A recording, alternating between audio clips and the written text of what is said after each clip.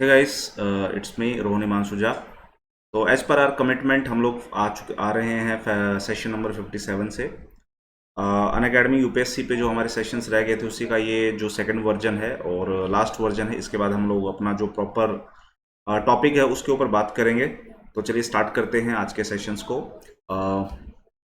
सबसे पहले अगर आप लोगों ने मेरे चैनल को सब्सक्राइब नहीं किया है तो प्लीज़ सब्सक्राइब कर लें ताकि मेरे जितने भी वीडियोज़ आएँ, सेशंस आएँ, वो सब आपको समय समय पे मिलते रहें। उनकी जो नोटिफिकेशंस है आप लोगों को आते रहे। आप मुझे फॉलो कर सकते हैं टेलीग्राम पे। बेनिफिट ये होता है कि जितने भी वीडियोज़ आएंगे उनके लिंक प्लस पीडीएफ वो आपको मिलेंगे। बाकायदा आप मेरे साथ आकर के जुड़ भी सकते हैं और बात भी कर सकते हैं। तो यहाँ पर वो ऑप्शंस अवेलेबल होगा। आप आकर के दूसरे ग्रुप का हिस्सा बनिए और वहाँ पर आप मुझसे बात भी कर सकते हैं। तो जैसे मैंने बताया कि इसके 2 सेगमेंट हमारे मिस थे अन अकेडमी यूपीएससी पे। तो यहाँ पर जो 56 पोर्शन था वो हमारा कल कंप्लीट हो चुका है। आज हम जो डील करेंगे सेशन नंबर 57 पे डील करेंगे। तो सेशन नंबर 57 की अगर हम बात कर लें तो कौन सा पोर्शन रहता, तो यानी जो हमारा 56 सेशंस में पॉइंट हुआ था उसी से हम आगे बढ़ते हैं। लेकिन उसको हम लोग देख लेते हैं कि बेसिकली हम बात क्या कर रहे थे। हम एशिया की बात कर रहे थे और एशिया महाद्वीप जो है वर्ल्ड मैप पे अगर आप चलेंगे तो ये एशिया महाद्वीप है। इसके बाद इस एशिया महाद्वीप में ये नीचे जो साउथ ईस्ट एशिया है वो हम लोगों ने कर लिया था। ये जो सारा का सारा पोर्शन एशिया महाद्वीप है इसमें हमने देख रहे थे इंडोनेशिया वाला पोर्शन। उसके बाद हम ऊपर की तरफ बढ़े तो यहाँ तक हम लोग आ चुके थे। ये वाला सारा का सारा हिस्सा हम कवर कर चुके हैं। आज हमारा जो सेशंस होगा वो होगा ये वाला कवर करेंगे। बाकी मिडल ईस्ट को अगर हम बात करें तो ऑलरेडी हम लोग इसको डिस्कस कर चुके हैं, यानी 58 सेशन जो ऑनवर्ड्स होंगे वो सारा का सारा मिडल ईस्ट ऊपर पे बेस्ड है। तो इसके लिए आप लोगों को अकेडमी यूपीएससी पे जाना होगा, वो यहाँ नहीं होगा। हम नए सिरे से दूसरे वीडियोज हैं वो लेकर के आएंगे। तो आज जो सेशन होगा 57 that will be the last session. तो चलिए स्टार्ट करते हैं।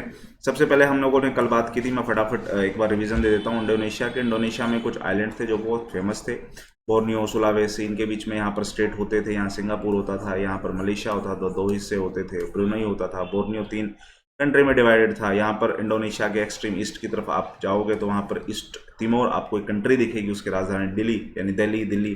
सेम कुछ वैसा ही आपको दिख रहा है। यहाँ पर मलेशिया के 2 हिस्से माने देख रहे थे हम लोग, ईस्ट मलेशिया, वेस्ट मलेशिया। उसके बाद हम जब नीचे की तरफ चलेंगे तो सिंगापुर दिख रहा था हमें। सिंगापुर और मलेशिया के बीच में एक स्टेट है जिसको हम स्टेट ऑफ जोहार भी बोलते थे। उसके बाद ब्रुनई कंट्री में आते थे, बोर्नियो आइलैंड के ऊपर। तो ब्रुनई जो है वो ऑयल रिजर्व के लिए काफ़ी फेमस है साउथ ईस्ट एशिया के अंदर। इसके बाद इनकी स्टडी कर लो। यहाँ पर ब्लैंक मैप आप लोगों को दिख गया है। आपको पीडीएफ वगैरह जो है जो ऑलरेडी पहले ही प्रोवाइड किए जा चुके हैं, तो ब्लैंक मैप चाहिए पीडीएफ को आप लोग डाउनलोड कर लेना टेलीग्राम पे आकर के।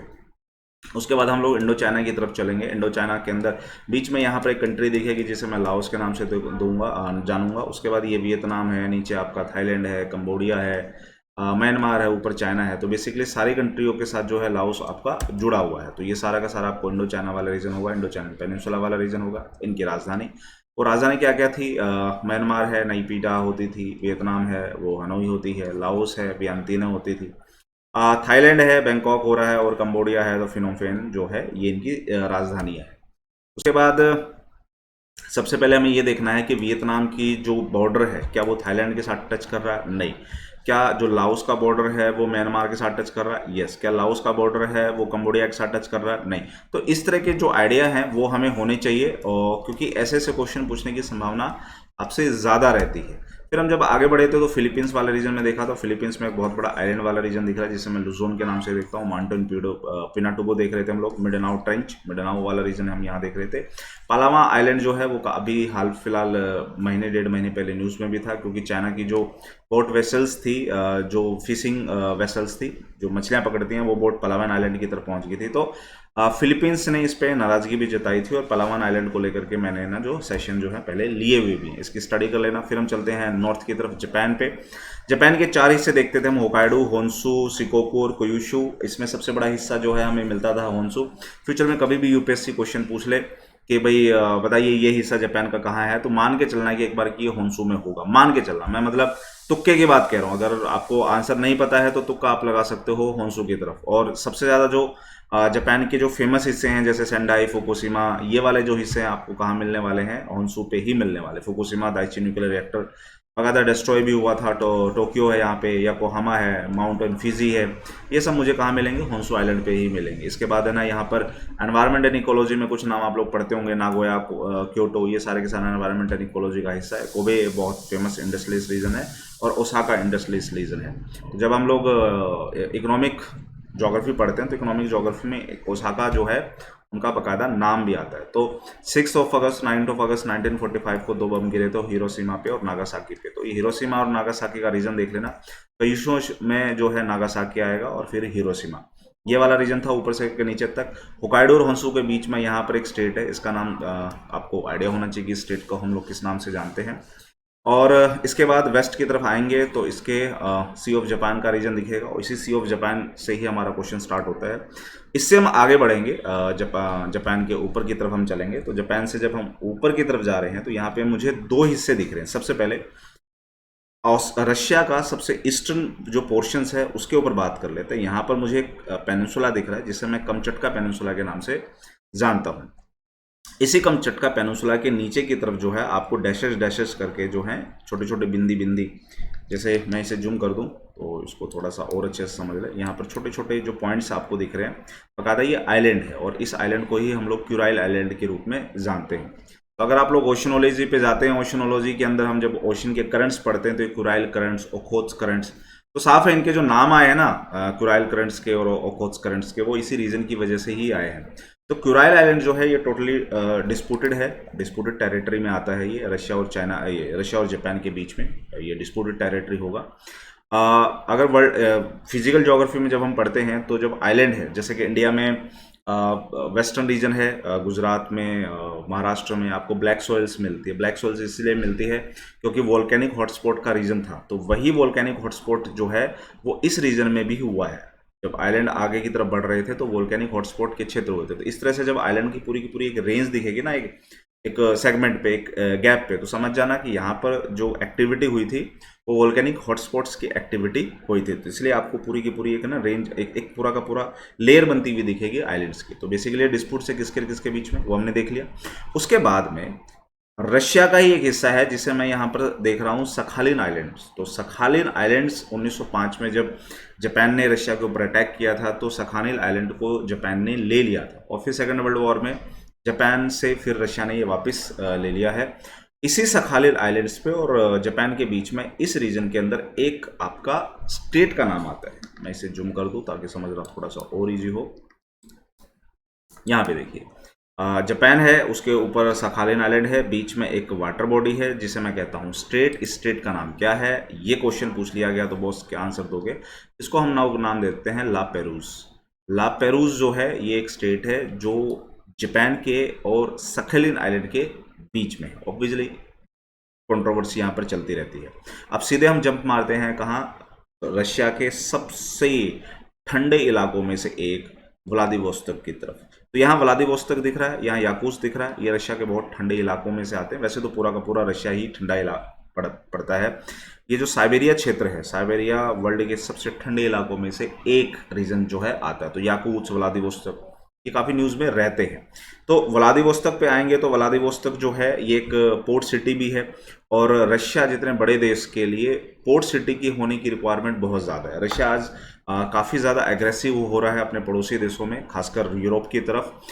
2014-15 में हमने देखा कि रशिया ने बाकायदा यूक्रेन के ऊपर अटैक भी किया था। यूक्रेन का बेसिकली जो क्रीमिया रीजन उसके ऊपर अटैक भी किया था और क्रीमिया को जो है उसने ले भी लिया था। तो अगर आप यहाँ देख रहे हैं तो ये छोटा सा जो पिचकू दिख रहा है, छोटा सा आइलैंड, जैसा आइलैंड तो नहीं है, मेनलैंड से जुड़ा हुआ यूक्रेन से, तो ब्लैक सी के ऊपर की तरफ ये जो हिस्सा दिख रहा है इसी को हम लोग क्रीमिया कहते हैं। तो रशिया ने बाकायदा इस रीजन को कंट्रोल भी किया था। कारण एक ही है कि मुझे यहाँ पर जो है पोर्ट चाहिए जो साल भर खुले रहे, जिससे उनकी जो इकोनॉमिकल एक्टिविटी है वो चलती रहे। तो इसी में एक पोर्ट का नाम आता है मुरमांस्क, जो ऊपर की तरफ दिख रहा है। तो ये भी साल भर जो है ओपन रहता है। क्यों इसके साल भर ओपन रहने की खासियत क्या है, क्योंकि ना यहाँ से आपको एक करंट आती है, जैसे हम लोग north western northern Atlantic drift कहते हैं। तो जो नदर्न अटलांटिक ड्रिफ्ट है बेसिकली वो हॉट करंट है, तो इसलिए इस रीजन को जो है जमने नहीं देती, बर्फ जो पानी है वो जमता नहीं है, तो साल भर जो है लिक्विड फॉर्म में बना रहता है। तो मुरमांस्क को ये बेनिफिट मिल जाता है नॉर्थ अटलांटिक ड्रिफ्ट की वजह से। तो नॉर्थ अटलांटिक ड्रिफ्ट क्या है? North Atlantic drift basically oceanic current है। तो यहाँ पर हमने देखा व्लादिवोस्तोक, यहाँ हमने देखा मुर्मांस्क, यहाँ पर हमने देखा रशिया का पोर्शंस क्रीमिया, और क्रीमिया में भी यहाँ पर बाकायदा एक पोर्ट है जो रशिया ने इसीलिए क्रीमिया को लिया है कि वो पोर्ट मिल जाए, क्योंकि साल भर जो है मेरी एक्टिविटी, जो इकोनॉमिकल एक्टिविटी है वो यहाँ पर बनी रहे। ये चीज़ होगी। फिर एक ठंडा इलाका है यहाँ पर है याकूत्स्क, बाकायदा साइबेरिया जो यहाँ पर मुझे दिख रहा है। व्लादिवोस्तोक से पूरे रशिया के अंदर मतलब एक बहुत बड़ी रेलवे लाइन भी बिछी हुई है। वो ट्रांसपोर्टेशन के अंदर हम लोगों ने देखा भी है, देखा भी होगा, समझा भी होगा आप लोगों ने, आपको पता भी होगा, कुछ ना कुछ आइडिया होगा। बाकी ये जो आप देख रहे हैं बैरेंट सी, कारा सी, लेप्टिव सी, ईस्ट साइबेरियन सी, चुक्सी सी, वाइट सी, तो बाकायदा ये वाले हिस्से जो हैं जो सेशन नंबर 58 है उसके ऑनवर्ड्स आप लोगों को ये मिल जाएंगे। तो आज हम जो डील करेंगे बस इन इलाके के ऊपर डील करेंगे। यहाँ हमने इन रीजन्स के बात कर ली, और तो बाकी इसमें कुछ खास हमें दिखता नहीं है पॉलिटिकल मैप के अकॉर्डिंग। तो बाकी ये हिस्से हैं ही हैं। तो ये रशिया है, ये साइबेरिया वाला रीजन है, यहाँ पे याकूत्स्क दिख रहा है मुझे, यहाँ पर व्लादिवोस्तोक है, देन यहाँ पर मुर्मांस्क है, और क्रीमिया वाला पोर्शन जो है यहाँ दिख नहीं रहा, तो इसलिए उस रीजन को एक बार के लिए मान के चलना अपने को कि वहाँ पे क्रीमिया वाला क्षेत्र जो है वो भी रशिया का हिस्सा है। यहाँ पर लेक वगैरह भी है, वो जब आप लोग लेक वाला टॉपिक देखेंगे 58 ऑनवर्ड्स वहाँ आपको ये चीज़ मिल रही है। थोड़ा सा नीचे की तरफ चलेंगे, यहाँ मुझे कंट्री दिख रही है जिसे मैं मंगोलिया के नाम से जानता हूँ। मंगोलिया की सबसे पहले राजधानी पकड़ो। यहाँ पर सर मंगोलिया की राजधानी जो है वो उलान बातोर है। और जैसे मैं बता दूं, वैसे तो कोई आइडिया, ऐसे तो बात है नहीं कि भाई आइडिया होगा नहीं। रशिया की राजधानी क्या है? मॉस्को, जहां स्टार लगा हुआ है तो डेफिनेटली वो उसकी राजधानी होगी। ठीक है, तो उसी तरीके से मंगोलिया की जो राजधानी है वो उलन बतौर है। उलन बतौर को देखोगे तो वो थोड़ा ऊपर की तरफ है, तो गोबी डिजर्ट जो है डिजर्टिक रीजन की तरफ नहीं है, वो ऊपर की तरफ है मंगोलिया पे, है ना। तो उलान बतौर। चलो, इसके बाद बाकी तो और कुछ भी नहीं है मंगोलिया के अंदर, ऐसा कुछ भी नहीं है। लेकिन इसमें एक चीज याद रखना है कि मंगोलिया किस कंट्री के साथ अपनी बाउंड्री शेयर करता है, कितनी कंट्री के साथ अपनी बाउंड्री शेयर करता है। बाकायदा ये क्वेश्चन जो है यूपीएससी ने बहुत पहले पूछा हुआ भी है, बहुत पहले पूछा हुआ भी है। तो कंफ्यूजन बनती है कि भैया ना जो मंगोलिया है, मंगोलिया के साथ 3 कंट्रियां जो हैं यहाँ पर अपनी बाउंड्री शेयर करती है। एक तो रशिया खुद हो गया, नीचे की तरफ से छोटी आंख वाले लोग हो गए, और वेस्ट की तरफ से जो है कजाक जो लोग हैं ना, कजाकिस्तान, वो हो गया। अगर आप देखोगे तो ऐसा लगेगा कि जैसे कजाकिस्तान भी बाउंड्री शेयर करा मंगोलिया के साथ, लेकिन जैसे ही इसे जूम करेंगे तो पता चलेगा नहीं बॉस, ऐसा है, यहाँ बहुत बड़ा गैप तो नहीं, लेकिन लगभग 150 से 200 किलोमीटर का गैप यहाँ पर ज़रूर है। तो आप देखेंगे ये नीचे की तरफ से चाइना है और ऊपर की तरफ से रशिया है। तो चाइना और रशिया के साथ कजाकिस्तान का बॉर्डर है, ना कि मंगोलिया के साथ। तो एक बार के लिए कंफ्यूजन पैदा हो जाती है कि भाई मंगोलिया के साथ जो बाउंड्री है वो कजाकिस्तान की भी शेयर होती होगी, बट नहीं, सिर्फ 2 कंट्री की बाउंड्री शेयर हो रही है यहाँ पे, चाइना एंड रशिया की तरफ। तो इसी में चलते चलते एक बार और यहाँ पे देख लेते हैं कि रशिया के सबसे एक्सट्रीम रीजन का जो रीजन है ना, अब जब यहाँ चलेंगे कमचटका पेनिनसुला के ऊपर वाले क्षेत्र की तरफ जाएंगे, बिल्कुल एक्सट्रीम ईस्टर्न रीजन की तरफ, तो यहाँ पर मुझे एक आइलैंड दिखेगा। इस आइलैंड का जो नाम दिया गया है वो दिया गया है सेंट लॉरेंस आइलैंड। अब सेंट लॉरेंस आइलैंड जो है वो बिल्कुल नज़दीक है रशिया के पार्ट में। तो अब इसका मतलब मैं ये कह सकता हूँ कि जो सेंट लॉरेंस आइलैंड है वो यूएसए के टेरिटरी में है। तो यानी यूएसए और रशिया का अगर क्लोजनेस देखी जाए तो बहुत क्लोज है। अगर सेंट लॉरेंस आइलैंड पे खड़े हो गए तो सामने आपको रशिया दिख जाएगा, रशिया का इलाका दिख जाएगा। तो अगर ऐसे क्वेश्चन आते हैं, ऐसा आ रहा है कि रशिया का सबसे नज़दीक जो अलास्का वाले रीजन की तरफ से यूएसए का जो सबसे नज़दीक का जो आइलैंड है वो उसका नाम क्या है, तो that is the Saint Lawrence island. Mongolia हो गया हमारा। उसके बाद हम चाइना की तरफ चलेंगे। उससे पहले हम लोग यहाँ पर नीचे की तरफ आएंगे। तो चाइना के साथ साथ है एक कंट्री दिख रही है जिसे मैं नॉर्थ कोरिया और साउथ कोरिया के नाम से जानता हूँ। बेसिकली कंट्री एक थी, लेकिन बाद में ये जो है इनके बीच में डिस्प्यूट्स आए, तो नॉर्थ कोरिया और साउथ कोरिया के बीच में ये 2 कंट्री के रूप में डिवाइड हो गया। तो राजधानी नॉर्थ कोरिया की मुझे यहाँ दिख रही है योंगयांग, और जो साउथ कोरिया की राजधानी दिख रही है मुझे सियोल दिख रही है। और इनके बीच में बाकायदा एक एरिया है, या ये कह लीजिए इनकी इंटरनेशनल बाउंड्री है, जिनका नाम है 38th पैरेलल। तो कई बार ऐसे क्वेश्चन भी जो हैं एक जीके टाइप में बन जाते हैं कि 38th पैरेलल बताइए किन 2 कंट्री के बीच में जो है बाउंड्री बनाती है। तो 38th पैरेलल है नॉर्थ कोरिया और साउथ कोरिया के बीच में, तो जिसे मैं डिमार्केशंस लाइन भी बोलता हूँ। तो इससे ज़्यादा तो और आपको नॉर्थ कोरिया और साउथ कोरिया में कुछ नहीं देखना। जापान के साथ, साउथ कोरिया के साथ इशू चलते रहते हैं, जो सी ऑफ जापान है उस तरफ। बाकी वो तो सब कन्फ्लिक्ट्स वाला रीजन है। नॉर्थ कोरिया साउथ कोरिया को लेकर के हमने एक सेशंस भी लिया था प्रिजनर ऑफ ज्योग्राफी में, तो अगर आप डिमांड करेंगे तो वो मुझे मैसेज में आप लिख सकते हैं, तो मैं आपको वो लिंक प्रोवाइड भी कर दूंगा। आगे की तरफ बढ़ते हैं। तो चाइना जैसे इलाके में सबसे पहले तो जो राजधानी है मुझे वो पकड़नी है, बीजिंग। उसके बाद चाइना के कुछ इलाके हैं जो काफ़ी फेमस हैं, जिसमें एक है उरुंगी रिवर। तो इस इलाके में जब आप आओगे ना नॉर्थ वेस्टर्न क्षेत्र की तरफ, तो इस इलाके में आपको पता चलेगा कि यहाँ पर वीगर जो मुस्लिम का जो समस्या है वो इसी रीजन में काफ़ी ज़्यादा फोकस्ड है। उसके बाद चाइना की अगर मैं बात करूँ तो कुछ इलाके चाइना के बड़े फेमस हैं, जिसमें आता है वुहान। इसको कौन नहीं जानता। बाकायदा आज दुनिया सबसे ज़्यादा सफ़र कर रही है तो इस क्षेत्र की वजह से ही, वुहान। उसके बाद नीचे की तरफ आऊँगा तो ग्वांगजू। उसके बाद नीचे की तरफ आऊँगा तो यहाँ पर एक टेरिटरी दिख रही है मुझे, एक इलाका दिख रहा है जिसे मैं कहता हूँ हांगकांग।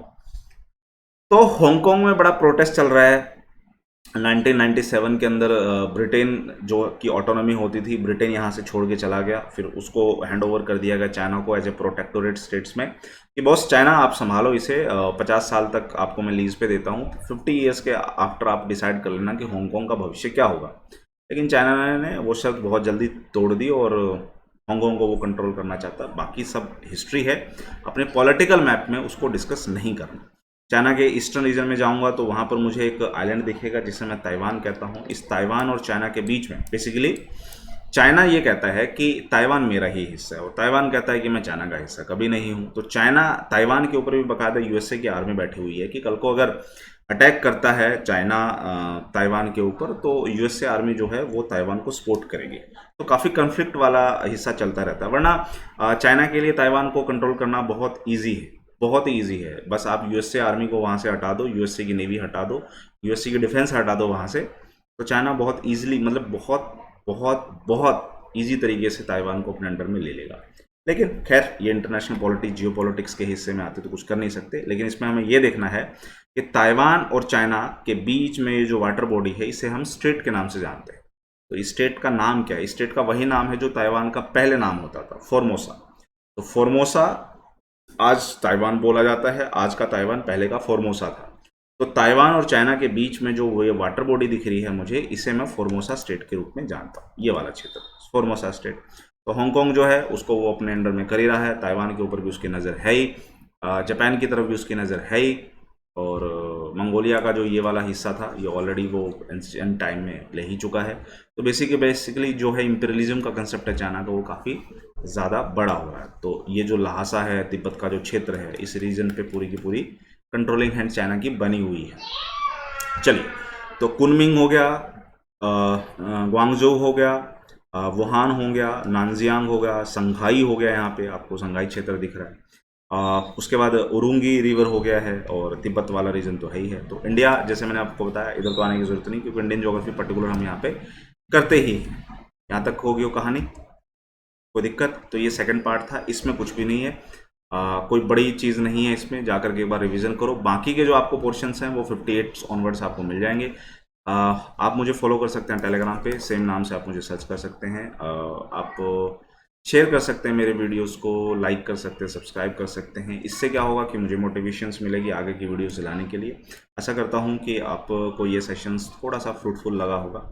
तो काफ़ी दिनों के बाद वीडियोस लिए जा रहे हैं तो थोड़ा सा ट्रैमरिंग हो रही होगी मेरी वॉइस में, बट 2-3 दिन के बाद ठीक हो जाएगी। तब तक आप लोग अपना पेशेंस रखिए, और अगर किसी तरह की इसमें से दिक्कत हो, डाउट हो, तो आप मुझे नीचे कमेंट सेक्शंस में भी बता सकते हैं, प्लस आप मेरे टेलीग्राम चैनल पे भी आके बता सकते हैं।